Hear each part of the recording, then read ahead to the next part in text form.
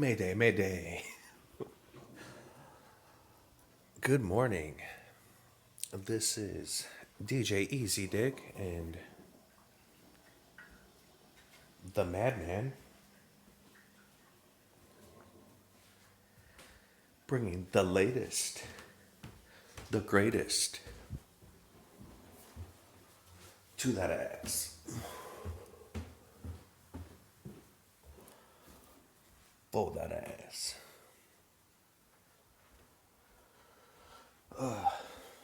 Monday shenanigans.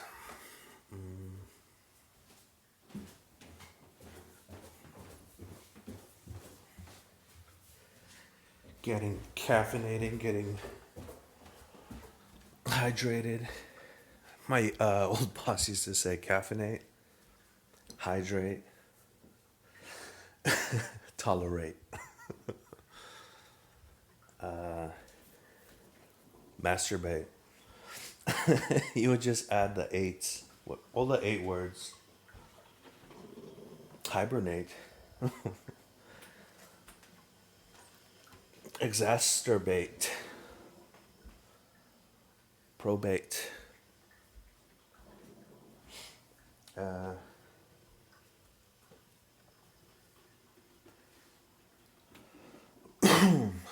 what do we got today? What do we got today?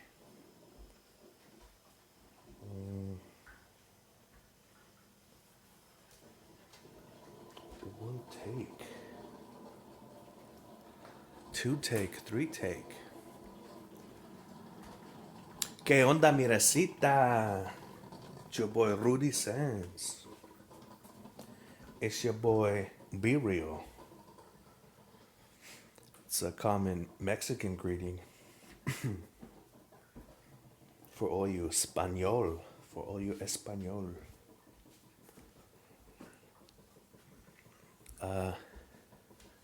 Yo quiero mi café ahora. Qué lástima. Qué lástima. No quiero ir a trabajar, pero necesito.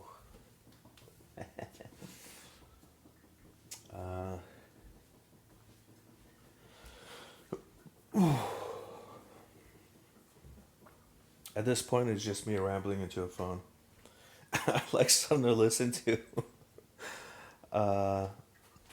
If you're like me and you want something to listen to when you're working or on your commute to work,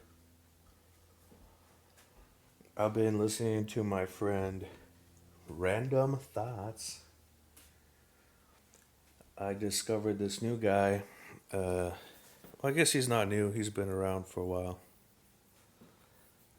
But he was interviewing. He gets some really high cloud people.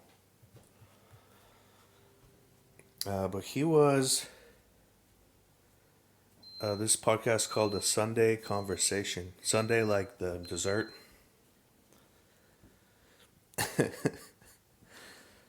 And I don't know this guy's background. I think he was a QB or something.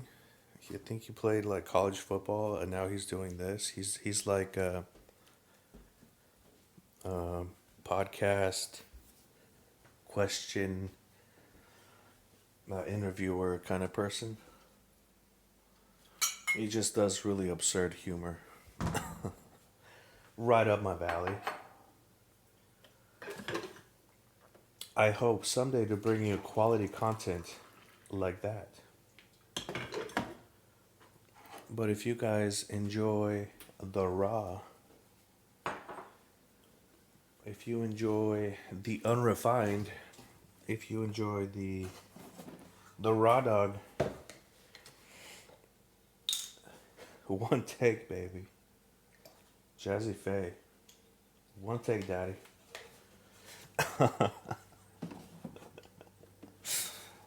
This is DJ Easy Dick on the Jagoff Hour.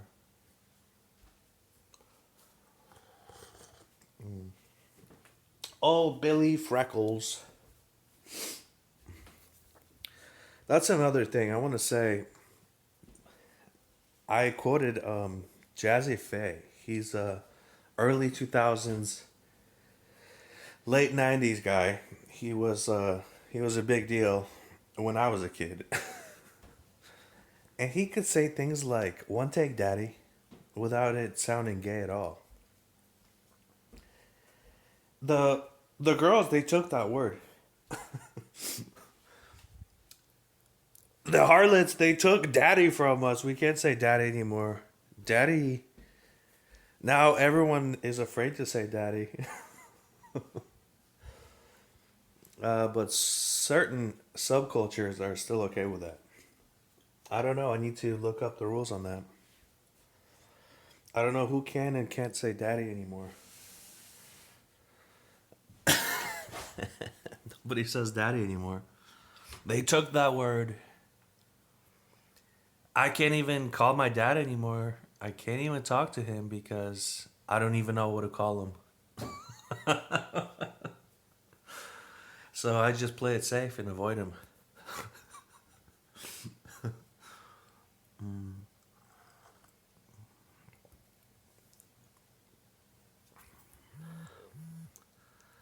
What else is on the news?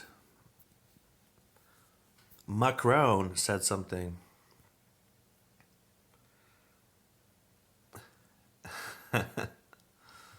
Macron was talking about sending an insurgents army to the Ukraine, the European Union. He's part of the big boys in the European Union, and there were peace talks. They were nothing came to fruition. The only way that they're able to really stop that war is to see, let go of that land, right? And that they lost, and put an international army. Maybe insurgents army is not the right word. It is kind of an insurgent army in the fact that they sprung up and just grabbed forces, right? So, but these are national forces, these are NATO forces, EU forces, right? French guys, British guys, German guys. They want to send, a couple of them over there and to kind of just mediate the negotiations and the peace. And of course, the French do what they've always done is protest. Oui, oui. No, no. In this case, no, actually. Merde. They said merde. They said, we're not dying for Ukraine. um, I can't do a good French guy accent, but the French are doing what they do best is protesting. Protesting and cunnilingus and taking vacations and smoking. It's a very great French time pastime activities. They love protesting. That just caught my eye. That was on the news yesterday. I haven't had a chance to really catch up on all the peace negotiation talks and things like that. But basically, what's happening is the NATO forces they're revamping all their military, right? Everybody is chipping in, all the EU countries, right? European powers to kind of offset the balance a little bit because the United States pulled out mostly from those conflicts. They need to seize the gap in numbers. So they're spending on military right now. I think it should have been like that. I don't know.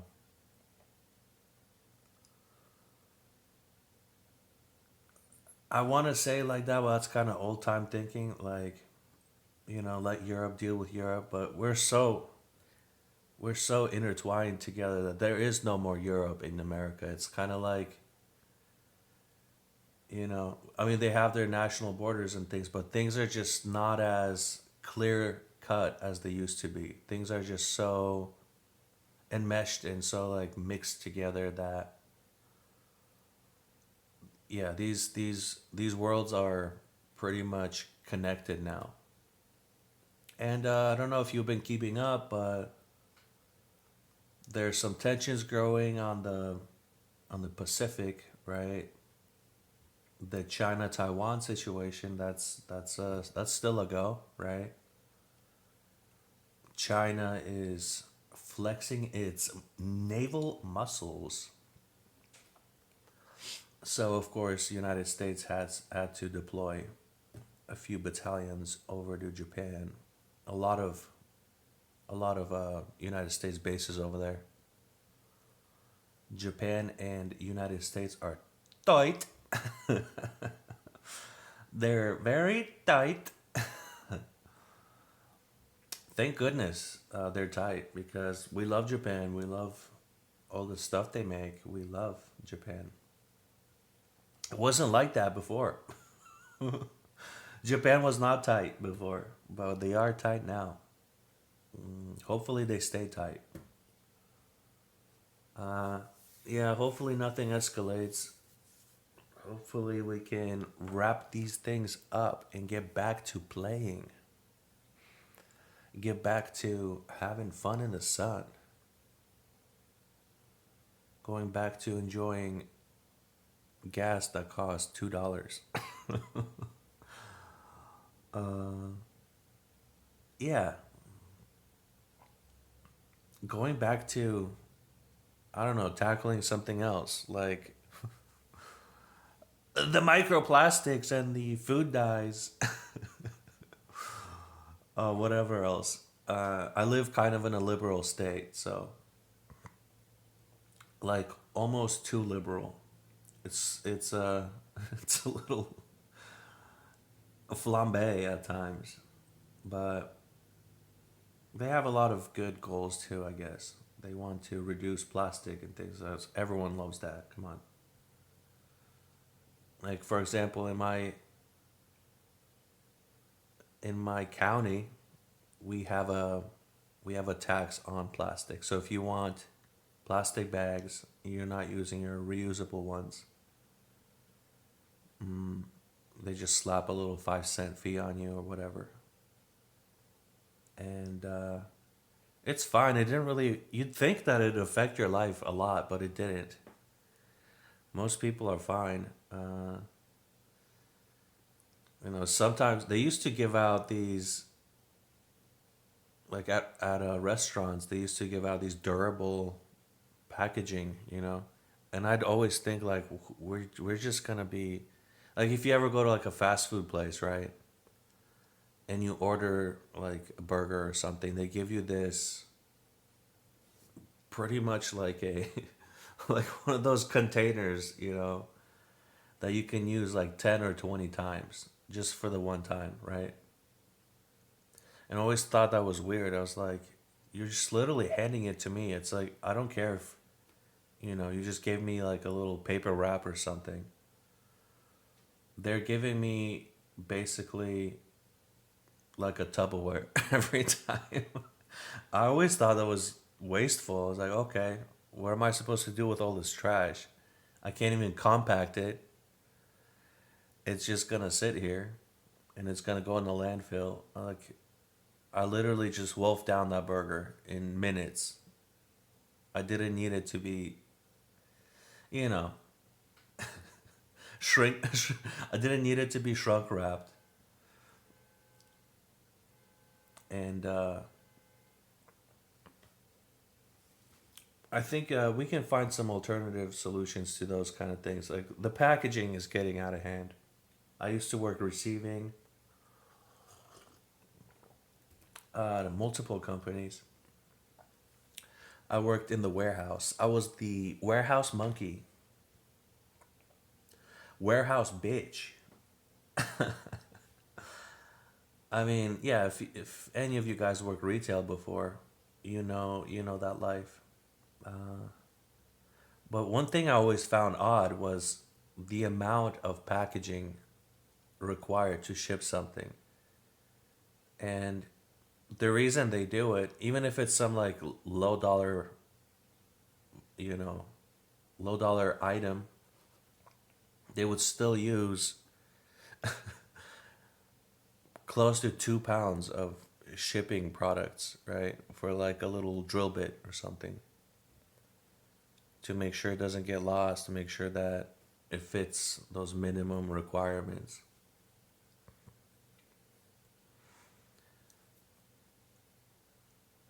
And I've also worked delivery, so I get it. I get how it works. It has to be processed, it has to be found. Maybe you can start sending things like that in envelopes. What are you guys' thoughts on the United States Postal Office? Have you dealt with them? Do you even know it still exists? I know a lot of people, probably the younger kids, they've probably never sent a letter or never paid a bill through the mail before. Uh, but it still exists, obviously. There's still people who use this, but it's one of the most inefficient entities we have in government. Some people have entertained the idea of just replacing it and privatizing it. I don't know. What are you guys' experiences with United States Postal Service?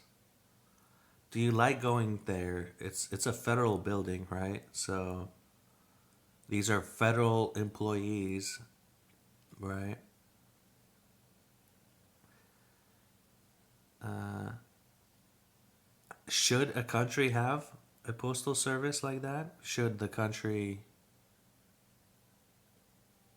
because they use this mostly for the government uses it for like jury duty summons, and the IRS uses it primarily for sending you notices. But we have so many different other ways that we can contact each other, right? We don't have to use the mail anymore. I still sometimes use the mail because of the nature of the things that I do. I prefer to use, the prioritized mail, and I just use it because it's the cheapest option. I would use FedEx. I would use UPS. I'd use any one of those. I just use the mail USPS. Usually because they gave me a return label on it or something like that. And to be honest, it's not my favorite kind of experience. It's usually the one that I'm bogged down the longest at because there's a line. It takes a long time. I like in out. So usually UPS is really fast. It's right next to my house. Just go in there, drop it in, get my label. Some of it is automated. Sometimes I don't even need to talk to any person. I just throw it in, print the label, good to go. Just drop it off.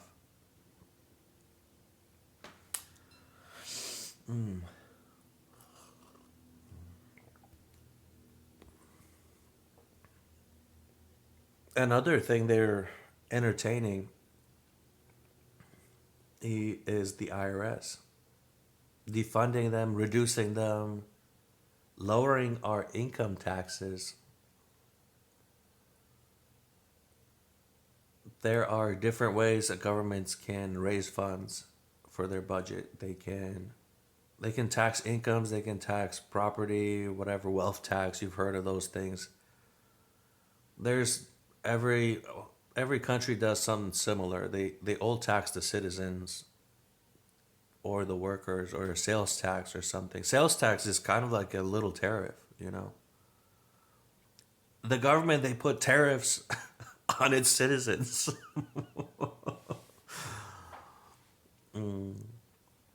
They put tariffs on imported goods.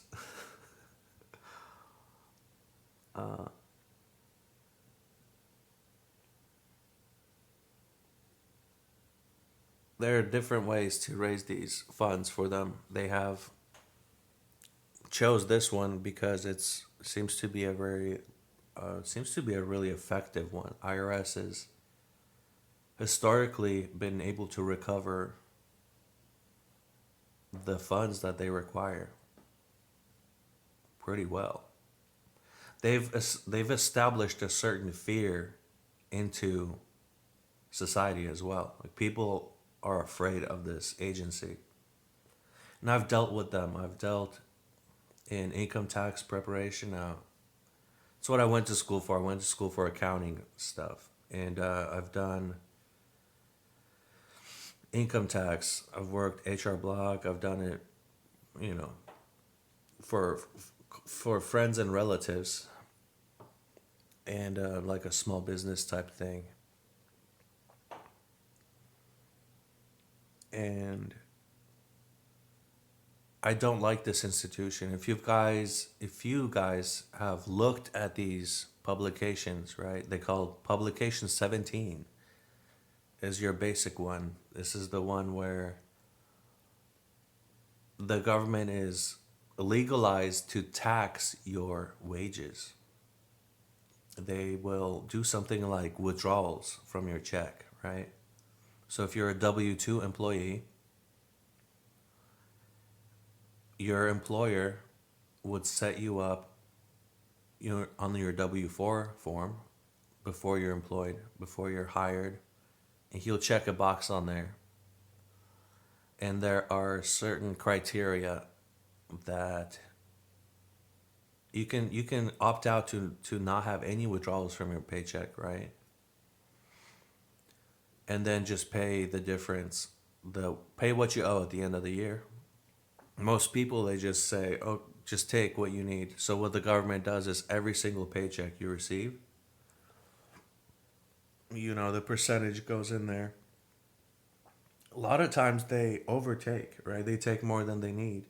And then they give you that refund and we took a little bit too much. And people don't understand.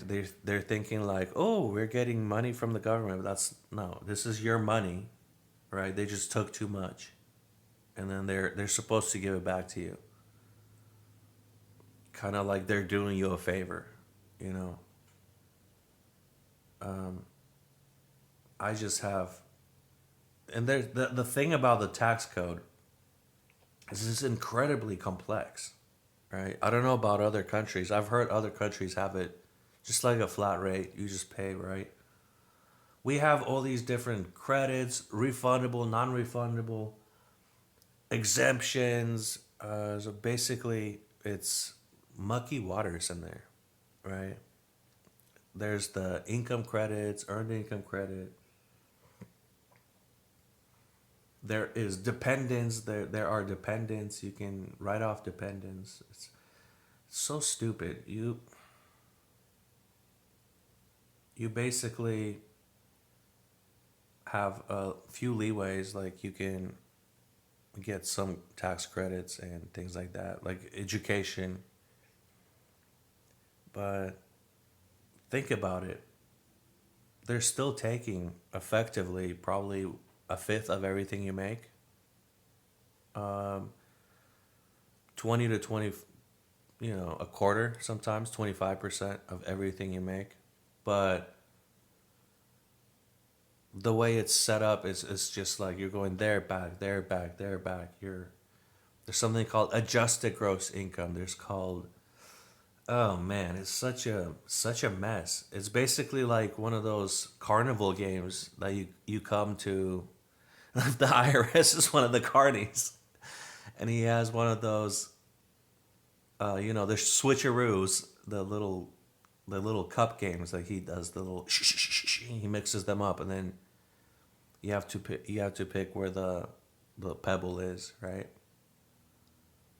That's what the IRS is basically. They're just switching things up, and most people, they don't have time or interest, or they shouldn't have to do their own income taxes and learn this entire tax code. They got better things to do. This is it should just be a simple thing, right?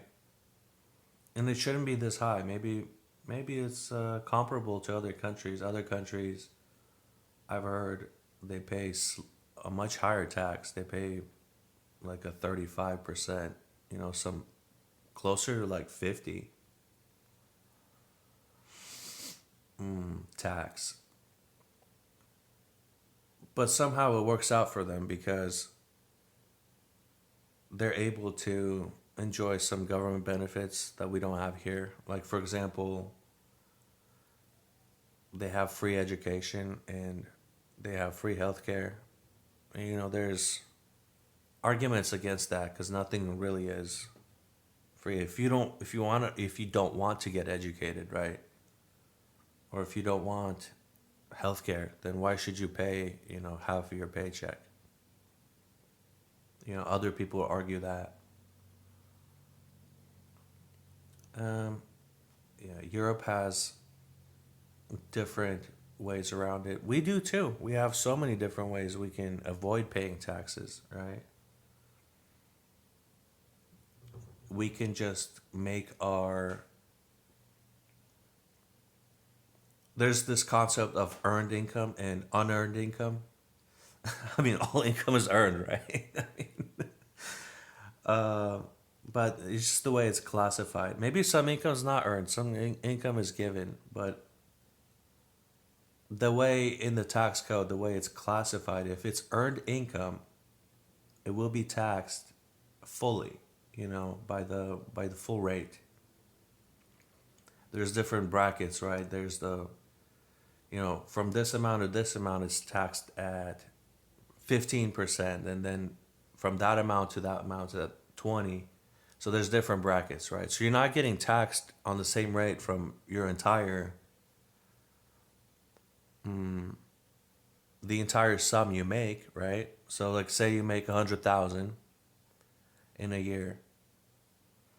And these are just figurative numbers. These aren't actual numbers, but you will get the idea, right? So your first 50,000, let's say for example, will be taxed at 15%, right? Then the next 10, so like the 10,000 after is taxed at 20%, right? So you're paying for everything you earn over 50,000, you're paying a 5% increase on that money, right? And then for the next 10,000 it's even higher. It's 25 and so on and so on. And it goes up to 37.5 or something like that. I think that's the highest one right now. So effectively your tax rate becomes 22% out of everything you make because of those differences, right? Because they're taxed at different brackets. So if you're one of the fortunate people who are able to go all the way up to 250,000 in a year, a quarter mil, right? If you're one of those STEM people or like a lawyer or a doctor or something, you're getting taxed at the highest possible rate. Most people don't reach that bracket. Most people stay somewhere in the middle, right? Um,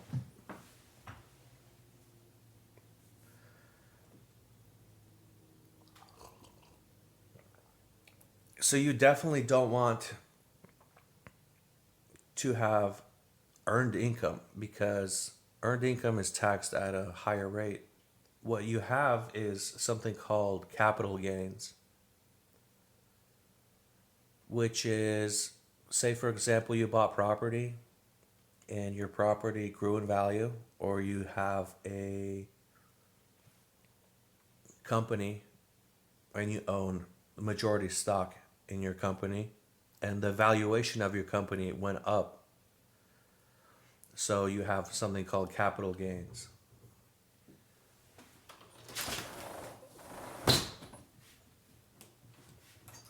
And those are effectively taxed slightly less. So I think right now it's 15%, something like that. But here's the kicker, guys. Here's the kicker. This is the biggest loophole, probably one of the most genius loopholes, and it's not that hard to understand. The government is only interested in earned income. So basically, everybody who works for a wage can't can't do capital gains. But that's wrong. You can't. You can invest your money, right? You can have a stock portfolio, or you can have a business. You can have a separate entity.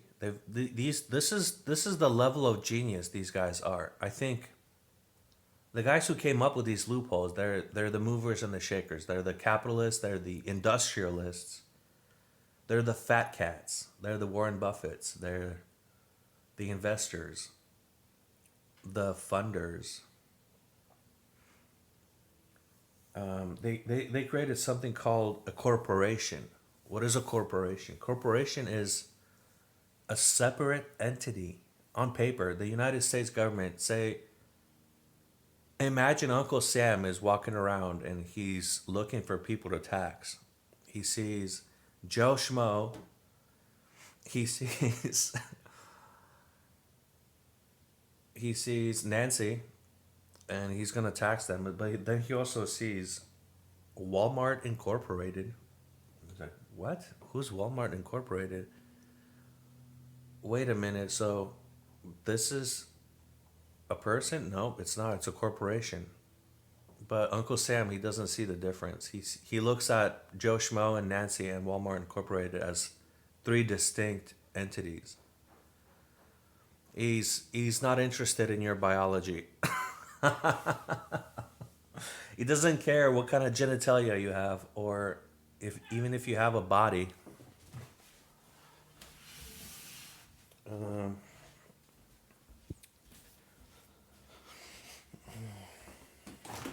so he would treat Walmart as a person, but here's the difference. He is taxed at a different rate, right? And people who are owners of these corporations, they have shares. They're shareholders. Usually, there's a there's an entire board of members in corporations, and they are the owners of these companies.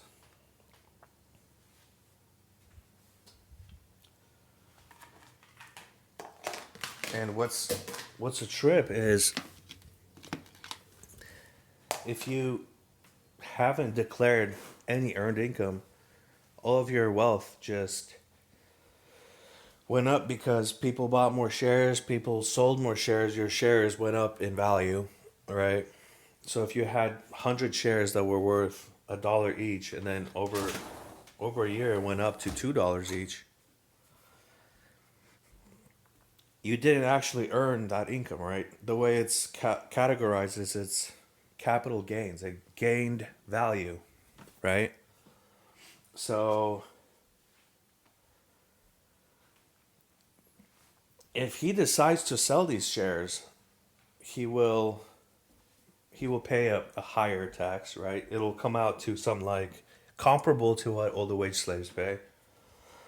But he doesn't do that, right? What he does is he writes off business expenses and things like that, right? He doesn't want to sell shares because he'll pay taxes on those, right?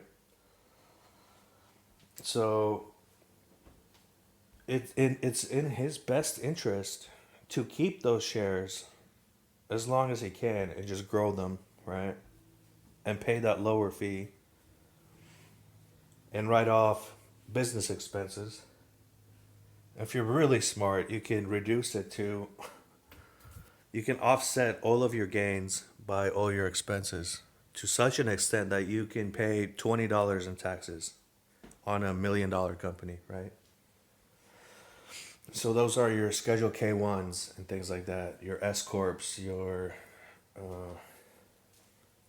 there's so much more stuff you can do as a shareholder than as a wage slave. A wage slave, you're pretty much limited to the number of kids you have that you can write off, eligible ones,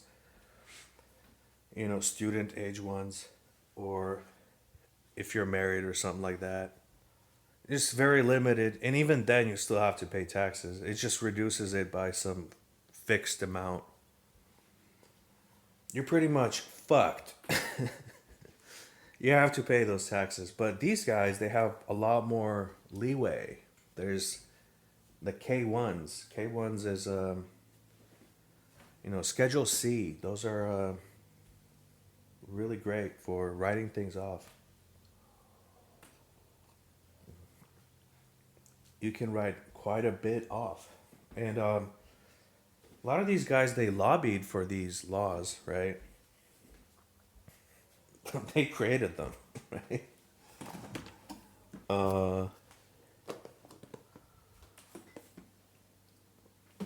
And it's almost kind of like, why didn't I think of that, Because you were just too busy working, right? Or you're just not interested in that stuff. You just want to, have a fair, easy thing, But no, these guys have entire teams of lobbyists that they can send over to Washington and pass these laws for themselves.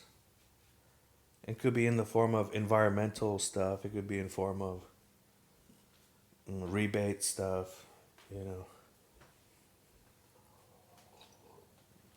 I haven't been in that world for a number of years, so I'm a little rusty on it, but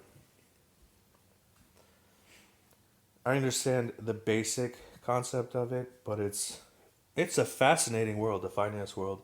It's a great, necessary thing.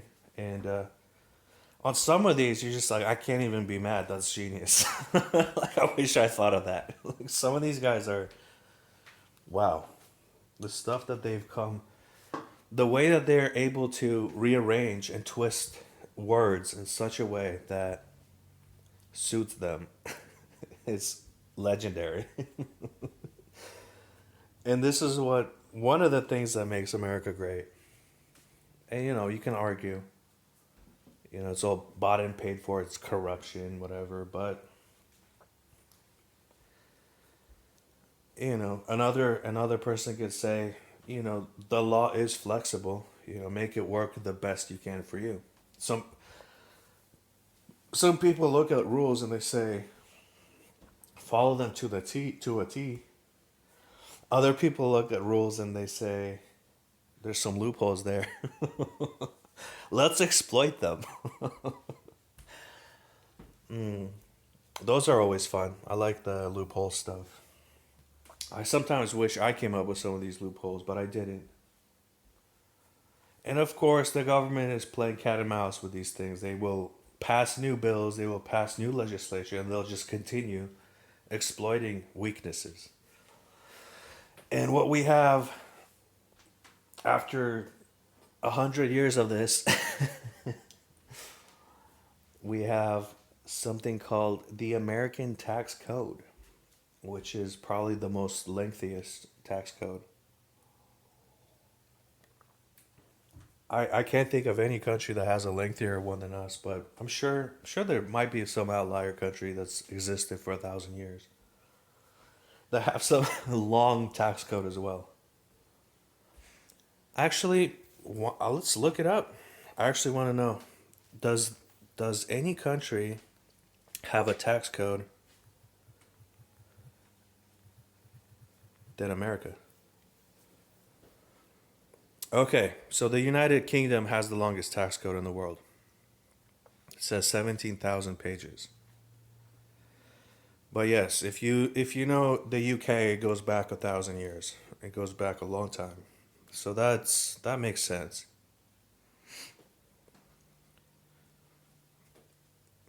Uh, Lots of countries have long tax codes. It's all a big it's all a big yeah, it's all a big fuckery afoot and going on in all these countries.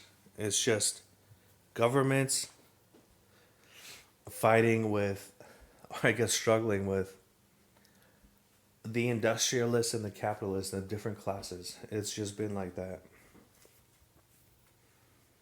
Back and forth, back and forth, back and forth.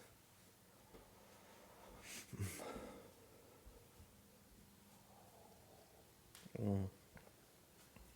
But here's the thing. This is give Caesar what's Caesar's, right? Just give it to him. It's don't worry about that stuff. True blessing is not tax exempt. Tax exemption is not true blessing. True blessing is flourishing and thriving in business, which is what America is all about. We have some of the best freedoms here, some of the best opportunities in the world. And I'm sure you can name a few better ones, but I'm saying overall, in general, mostly anybody can come here and still succeed in this country. Till this day, I believe that. There are ways to game the system for yourself. And some people would argue, the monopolies, the guys squeezing them out, it's a gilded prison, somebody said. The difference between something that's golden, something that's gilded is, golden is the solid gold. Gilded just means there's a fine, thin layer of gold on top. And that's what America is. It just looks shiny and nice and beautiful, but it's just that little tiny layer of it. But it's not made out of gold. It's probably made out of lead or something like that. Comparable in weight. I don't know. I don't know what they gild these days, but I'll hit you back with another one. If you're one of those naysayers and you're talking, the good days are behind us, I will tell you, look at Europe, for example. Look at France, for example. Look at any of the Scandinavian countries that are constantly being compared to America as the better alternative, right? And let me tell you something about Scandinavia. Let me tell you something about France. I have something called work permits, right? If you want to start a business in France or Germany or in Sweden or Norway or any of those G20 countries outside of America, you need a permit for everything, right? In America, if you want to start a business, you apply for a permit. It's a $50 fine, $50 fee. I shouldn't say it's a fine, it's a fee. You just apply and renew it every year. You just get your work permit.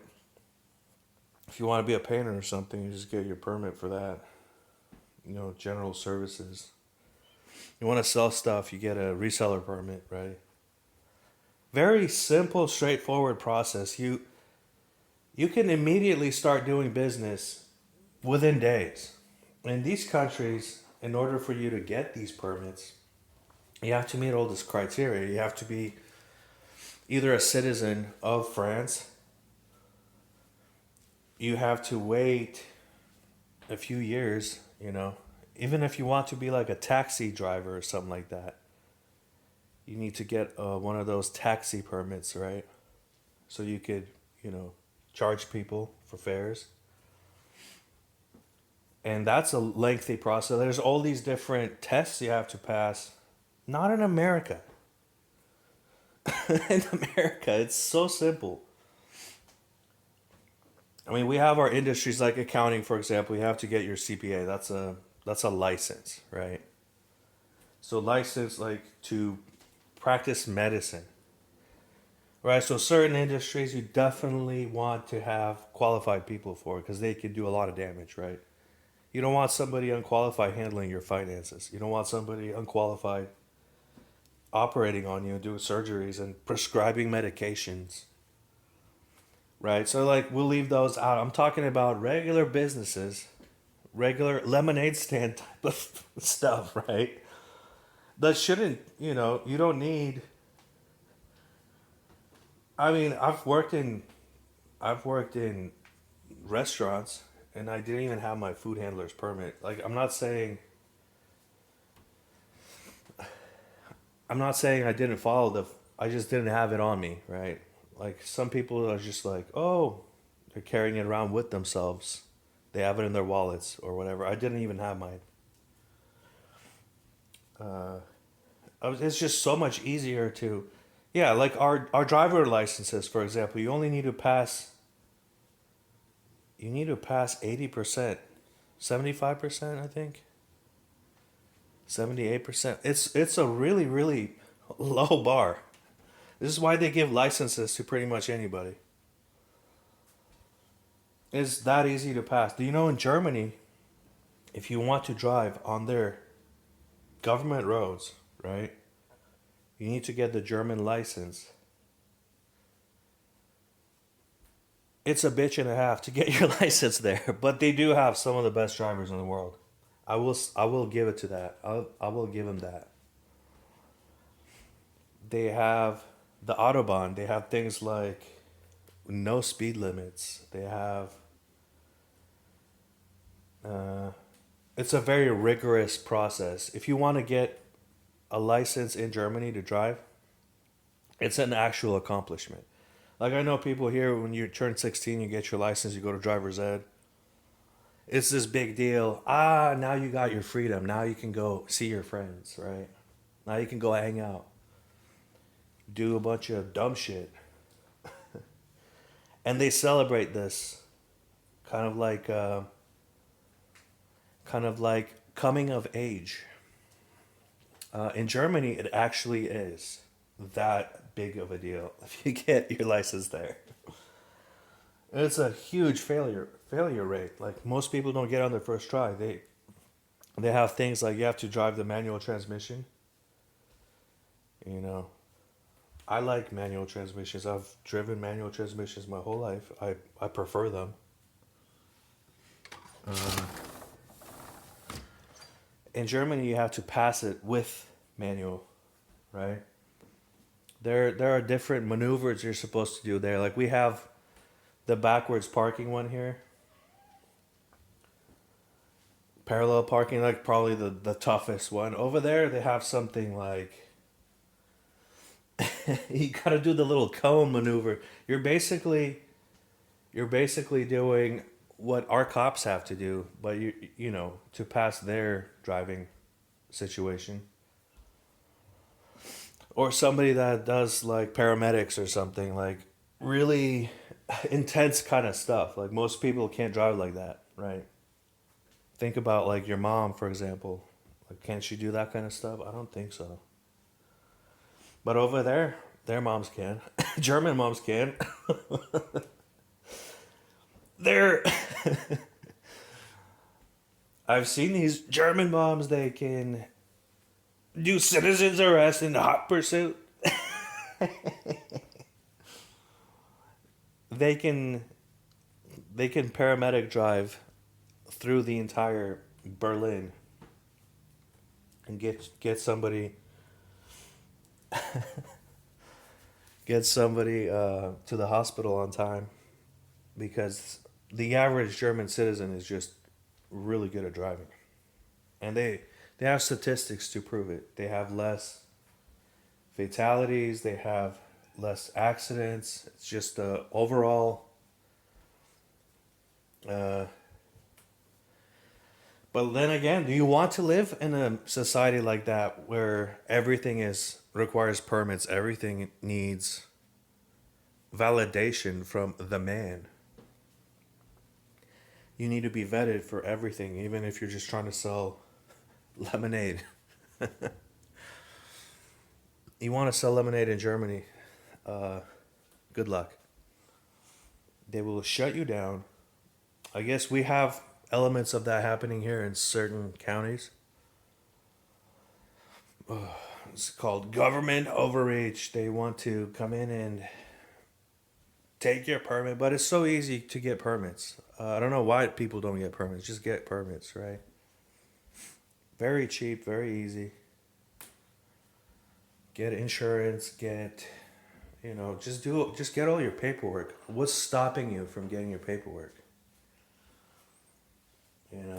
We have illegal people here, right? We have people who don't have any kind of status in this country who are able to earn still.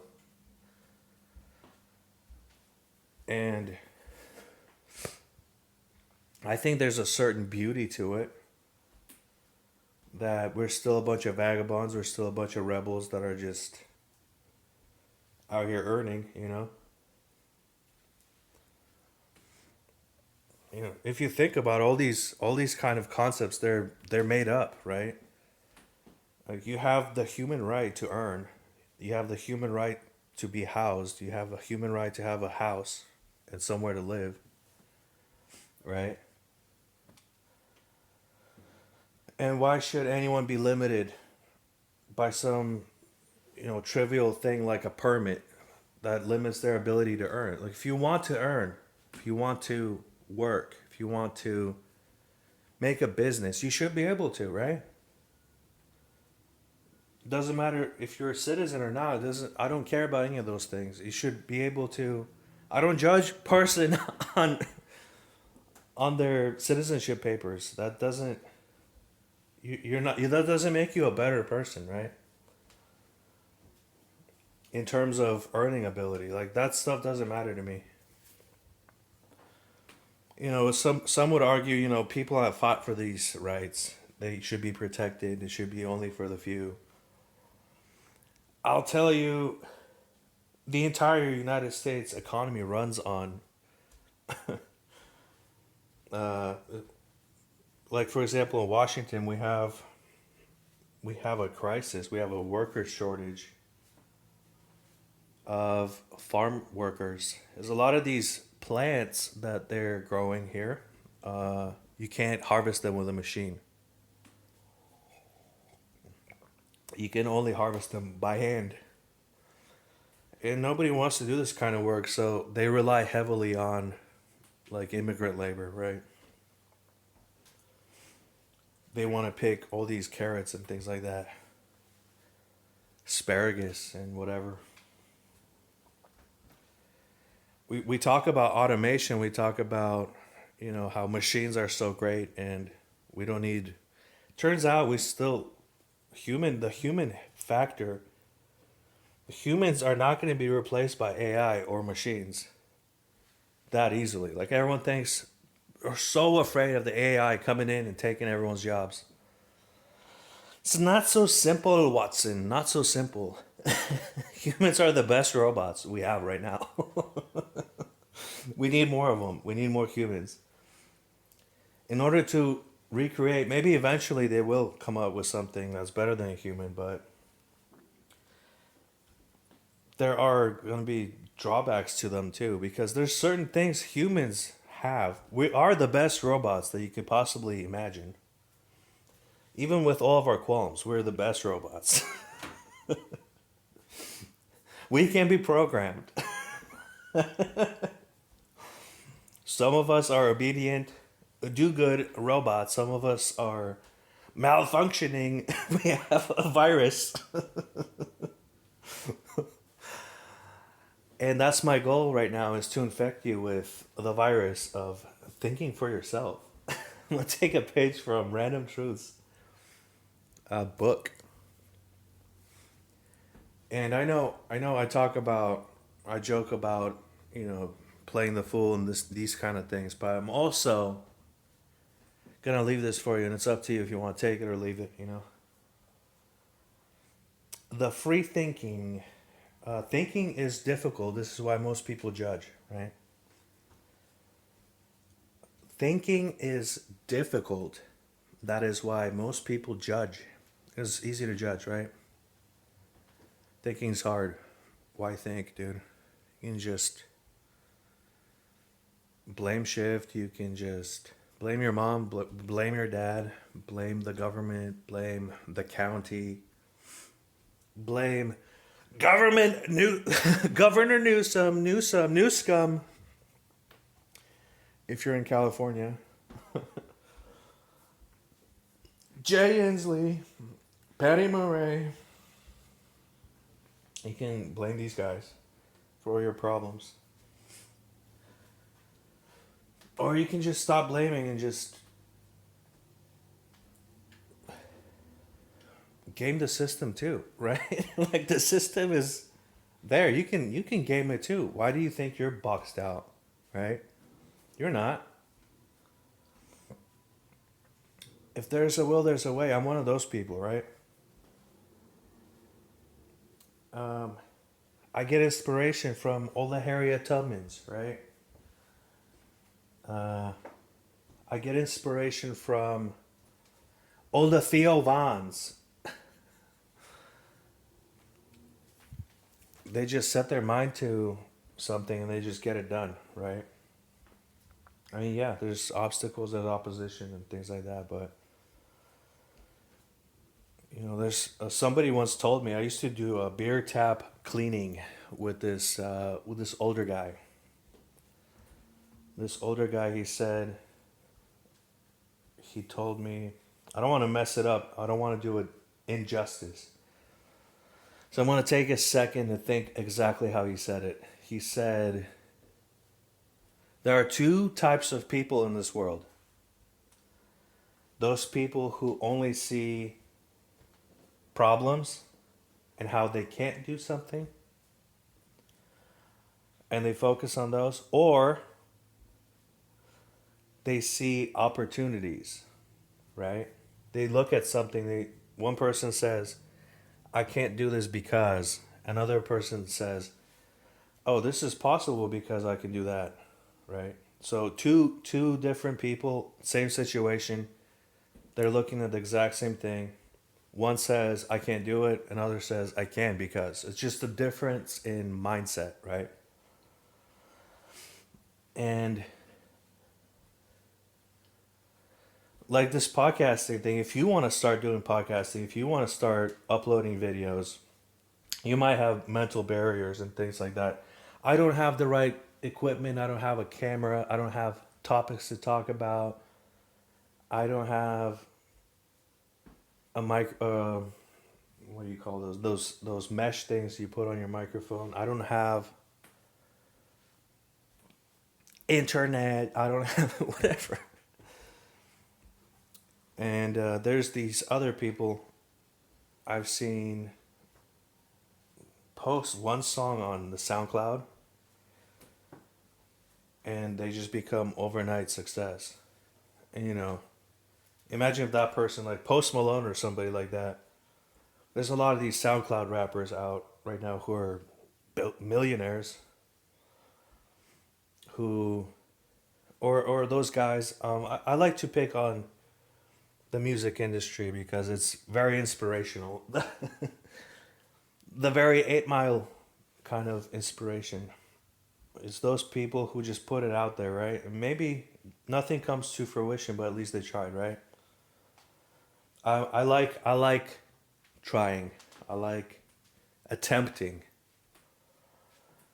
And some people say you only get one shot, one opportunity to seize everything you ever wanted, one moment, to either capture it or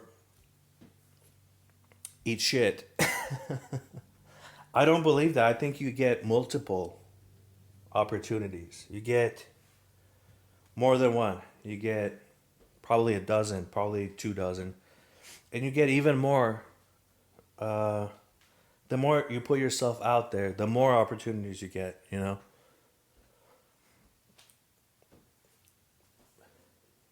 the more you're willing to look past things and see opportunities in things, the more you will find them, right? A lot of times people think, "Oh, my time is gonna come. Someone's gonna walk in and hand me this thing that I really want." A lot of younger guys, they think that, "Oh, my perfect wife is just gonna appear to me in my life like a rom com," and that's happens sometimes to some people, right? They want to find that beautiful, gorgeous angel, and they think she's just gonna appear and it doesn't happen like that for the majority of guys. The majority of guys, they have to go on many dates with many women, and sometimes they do find angels, and then they discover that they're not actually angels. It was first impressions. It's and then you come to realize you grow as a person. You but the thing I'm trying to say is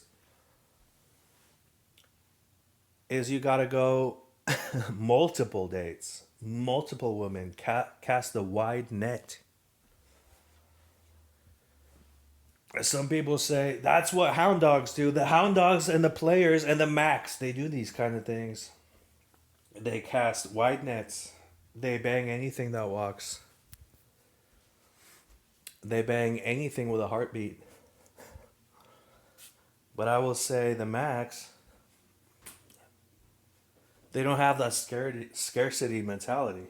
They're like, okay, this one didn't work out, whatever, it's going to be another one tomorrow. If you could take that mentality of a Mac, you take that mentality of a hound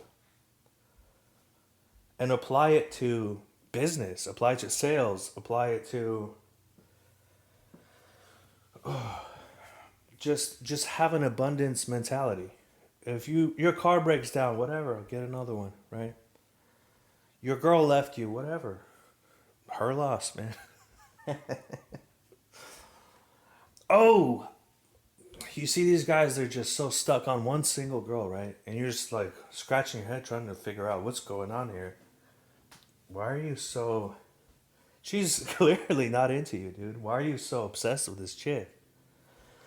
Oh, she's my one and only. Whenever I start hearing that stuff, I'm just like, oh man.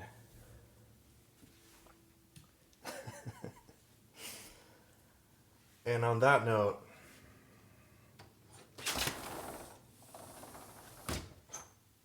let's check the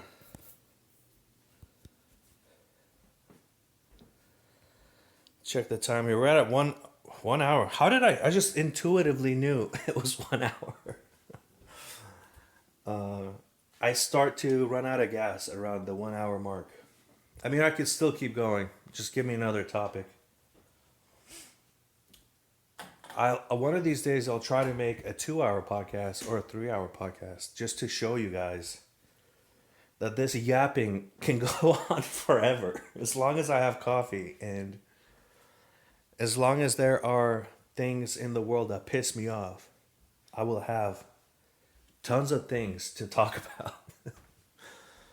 But yes, recap.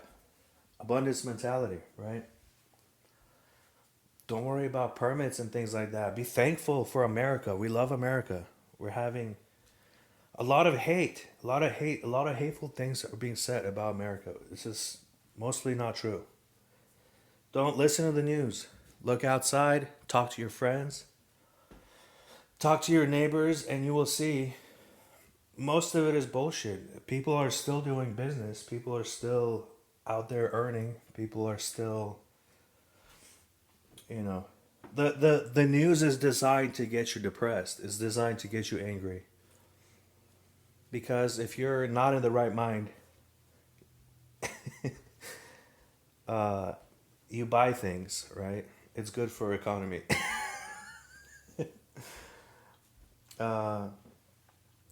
Get yourself the quote-unquote virus for your mind. Don't be an obedient little boy.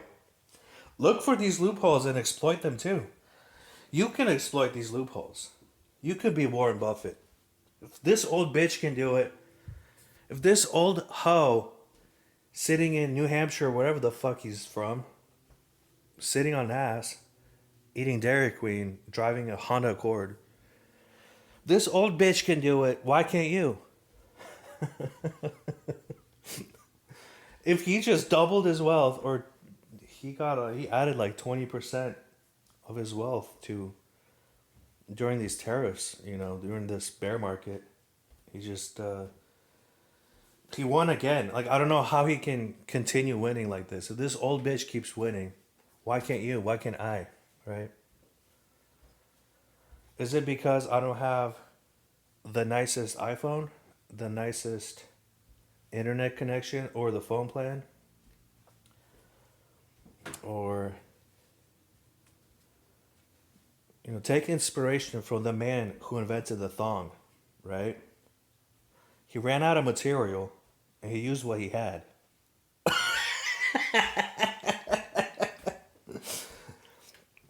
All right.